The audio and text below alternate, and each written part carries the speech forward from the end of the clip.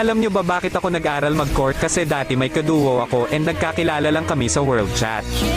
Nag-chat siya doon ng need kaduo kaya chinat ko siya, sabi ko tara ate laro. Nag-reply naman siya, sabi niya sige, tapos naglaro na kami. Masaya naman yung laro namin hanggang sa nagtuloy-tuloy na. Umabot kami ng ilang buwan magkalaro tapos lagi niya ako niyaya kada lalero siya. Tapos ina-update sa ginagawa niya and kada lalero kami open mic tapos nagkwekwento siya ng tungkol sa kanya and ganun din ako. And unti-unti na kami nagkakapalagayan ng loob, aminado ako na unti-unti na rin ako nai-inlove sa kanya. Tapos dumating yung araw na hindi na siya nag-o-online, halos umabot ng ilang buwan na hindi na siya nag-o-online.